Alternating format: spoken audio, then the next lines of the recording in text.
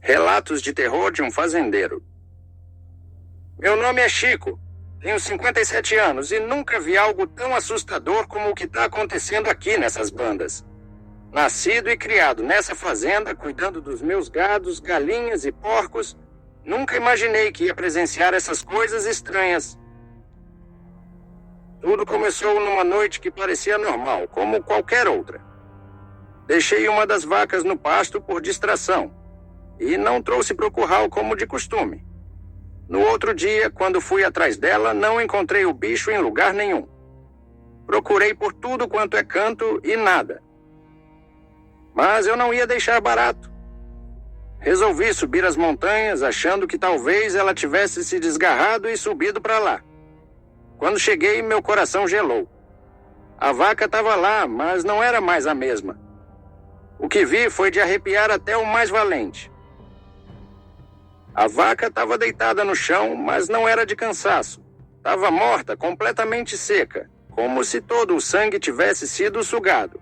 Os olhos, a língua e o coração tinham sido arrancados, deixando só buracos no lugar. Parecia coisa de filme de terror. Chamei o xerife na mesma hora. Achei que fosse obra de ladrão ou até de algum bicho selvagem. Mas, quando andamos mais pela área, encontramos sinais de que não era coisa de animal nenhum.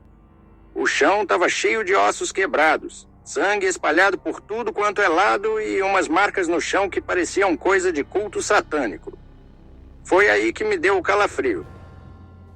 Aquela cena me deixou desconfiado, mas não tinha muito o que fazer além de vigiar. Decidi que, a partir daquele dia, não ia mais deixar meus animais soltos.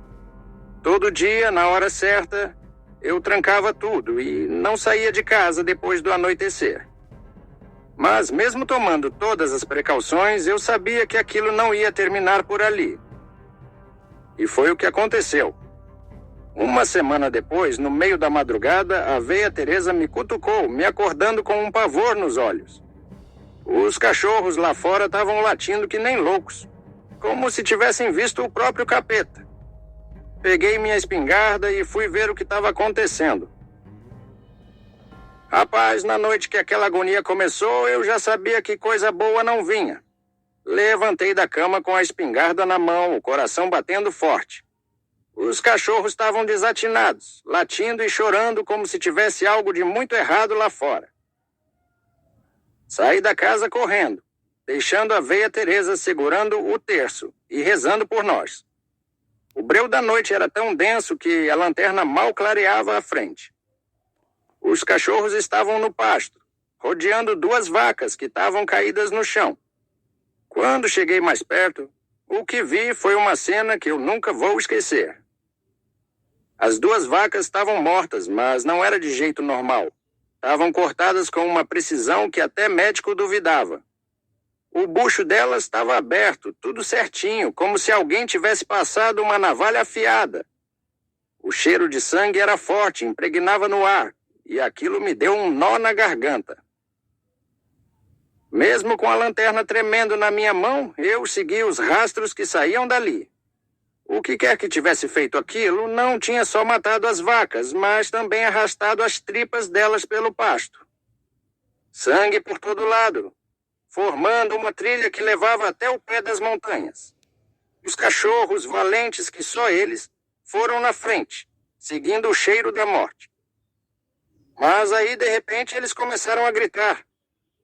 Nunca ouvi um cachorro gritar daquele jeito, como se tivesse sendo partido ao meio. E foi exatamente isso que encontrei quando cheguei lá. Ao pé das montanhas, vi o que restava de um dos meus melhores cães. O pobre animal estava cortado no meio, as entranhas espalhadas pelo chão. A coisa que fez aquilo era rápida e cruel, e eu sabia que não podia ficar mais ali. O medo tomou conta, e saí correndo de volta para casa, deixando tudo para trás. Tranquei as portas e janelas, rezando para que aquela coisa não me seguisse. Mas a paz não durou muito. Lá pelas 4 da manhã, o inferno voltou. O barulho começou de novo, mas dessa vez era pior. Estava rodando a casa como se estivesse procurando uma brecha para entrar. E o som no telhado. Era como se algo pesado estivesse andando lá em cima, batendo nas telhas com força. A cada passo, meu coração disparava e a espingarda tremia na minha mão.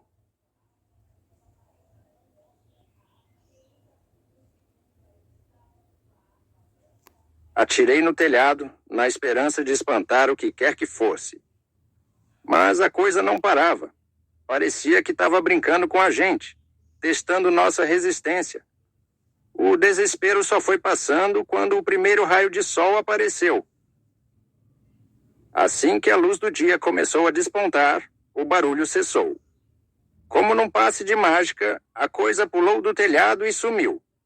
Era como se tivesse fugindo da luz, desaparecendo tão rápido quanto chegou. Eu e a Veia Teresa passamos o resto do dia em silêncio, tentando entender o que diabos estava acontecendo. Mas uma coisa era certa. O que quer que fosse, não era deste mundo. E eu sabia que aquilo não tinha acabado ali. Naquela manhã, depois que a luz do sol dissipou o terror da noite, tentei voltar à rotina, mas nada mais parecia certo. As vacas que restavam no curral estavam inquietas. Os cachorros não se afastavam de mim um segundo sequer. E a Veia Teresa vivia com o terço na mão, rezando em silêncio. O clima na fazenda estava pesado, como se a terra mesma estivesse esperando por mais tragédia. A noite chegou de novo, e o medo veio junto. Tranquei todas as portas e janelas. Acendi as luzes do curral e fiquei de prontidão com a espingarda. Não sabia o que esperar, mas tinha certeza que aquilo ia voltar. E voltou. O silêncio da madrugada foi quebrado pelo som de algo pesado caindo no telhado. As telhas estalaram sob o peso, e eu senti o sangue gelar nas veias. Levantei devagar, o coração batendo na garganta, e fui para a sala, onde podia ver a sombra passando por cima da casa. A coisa começou a se mover, com passos lentos, arrastados, como se tivesse todo o tempo do mundo. Cada passo ecoava no telhado, fazendo um som grave que parecia penetrar fundo na alma. Ela estava brincando com a gente, sabia que eu estava lá embaixo, esperando, impotente. Respirei fundo, cerrei os dentes e mirei para cima. Atirei 1, 2, 3 vezes, mas os tiros só pareciam provocar ainda mais a criatura. O som ficou mais intenso, e agora era como se a coisa estivesse se multiplicando, rodeando a casa por todos os lados ao mesmo tempo.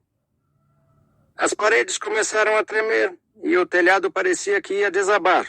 Ouvi a voz da Veia Teresa lá do quarto, rezando mais forte e implorando por proteção. Mas o que me deu medo de verdade foi quando a coisa começou a descer pelo lado de fora, raspando as garras, ou seja lá o que fosse, nas paredes da casa. O som era horrível, como unhas arranhando uma lousa, só que 1000 vezes mais alto e aterrorizante. Eu corria de um lado para o outro, atirando a esmo, tentando acertar a coisa, mas parecia que não tinha fim. O som aumentava, parecia que estava dentro da minha cabeça, zombando de mim, me desafiando a continuar lutando. As balas não faziam efeito, e o desespero tomou conta. Foi então que o primeiro raio de sol apareceu no horizonte. A coisa parou imediatamente, como se tivesse sentido o calor da luz. Num salto, ela saiu do telhado e sumiu na escuridão restante, fugindo tão rápido quanto havia chegado. Respirei aliviado, mas sabia que aquilo era só uma trégua temporária. O que quer que fosse, tinha medo da luz. Mas a noite era o território dela, e eu sabia que a próxima vinda seria ainda pior. Passei o resto do dia sentado na varanda, a espingarda no colo, o olhar perdido no horizonte. A fazenda, que antes era meu lar e refúgio, agora era uma prisão de medo e desespero. Eu sabia que a coisa ia voltar, e da próxima vez talvez o sol não fosse o suficiente para me salvar. O dia foi arrastado, como se o tempo se recusasse a passar. Passei horas sentado na varanda, a espingarda repousando no colo, a mente perdida nas lembranças das últimas noites. Cada sombra que se movia no horizonte me fazia tremer, e cada ruído distante fazia meu coração acelerar. A veia Teresa, sempre firme, me trouxe café e pão, mas eu mal consegui tocar na comida. A tensão na fazenda era palpável, e os animais, normalmente inquietos, estavam estranhamente silenciosos.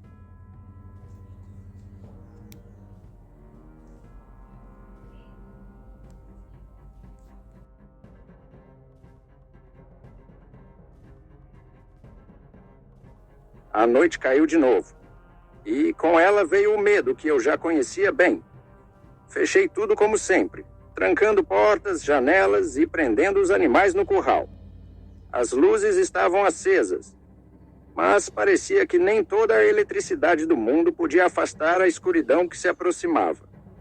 Sentei na cadeira da sala, espingarda em mãos, e esperei. A primeira hora foi tranquila. O silêncio lá fora era tão absoluto que parecia que a própria natureza segurava a respiração, aguardando o inevitável. A veia Teresa rezava baixinho no quarto, as mãos apertando o terço com tanta força que os nós dos dedos estavam brancos. Então veio o primeiro som, um estalo distante, quase imperceptível. Meu corpo ficou rígido, todos os sentidos em alerta. De repente ouvi um barulho forte no curral. Levantei de um salto e corri até a janela. O que vi fez o sangue gelar nas veias. A coisa estava lá, mas não estava sozinha. Sombras, muitas sombras, se moviam entre os animais, que agora gritavam em desespero. As vacas tentavam se afastar, mas as sombras eram rápidas, implacáveis. Em questão de segundos, o curral virou um cenário de carnificina. Eu gritei de horror e raiva, abrindo a porta com um empurrão e correndo para fora, atirando contra as sombras. As balas passavam direto por elas, como se fossem feitas de fumaça. Mas os animais continuavam a cair, cortados e dilacerados por garras invisíveis. As sombras começaram a se mover na minha direção. Eu recuava, atirando freneticamente, mas nada parecia afetá-las. Ouvi o som das garras nas paredes novamente, agora tão perto que parecia que elas estavam prestes a me alcançar. O cheiro de sangue era sufocante e o desespero me tomou por completo. Foi aí que eu ouvi um sussurro, baixo e sinistro, como se viesse do fundo da minha mente. Ele chamava meu nome, repetidamente, como se me convidasse a me juntar a elas. O medo foi substituído por uma onda de pânico absoluto. Recuei até a porta da casa, o suor escorrendo pelo rosto, as mãos tremendo. Naquele momento, ouvi a voz da veia Teresa, gritando por mim. O som dela me trouxe de volta à realidade, e eu soube que não podia deixar ela sozinha lá dentro. Corri para dentro de casa, trancando a porta atrás de mim. As sombras bateram contra as paredes, mas não conseguiram entrar. Mais uma vez, o primeiro raio de sol surgiu no horizonte. As sombras, como na noite anterior, se dissiparam na escuridão, sumindo antes que a luz as tocasse. Mas dessa vez a sensação de alívio não veio. Em vez disso, fiquei com a certeza de que aquilo não tinha acabado. Eu sabia que a coisa ia voltar e que cada noite seria pior que a anterior. Sabia que essa fazenda, meu lar por toda a vida, nunca mais seria um lugar seguro. E sabia, acima de tudo, que o próximo encontro talvez fosse o último. Olhei para a veia Teresa, que, exausta e tremendo, segurava o terço com as mãos ainda apertadas. Preciso proteger o que é meu, mas não sei por quanto tempo mais vou aguentar, pensei. Com o coração pesado, me sentei na varanda, olhando o sol nascer e tentando imaginar o que o futuro traria. Aquele era o fim da paz que eu conhecia, e o começo de um novo terror que eu não sabia se conseguiria enfrentar.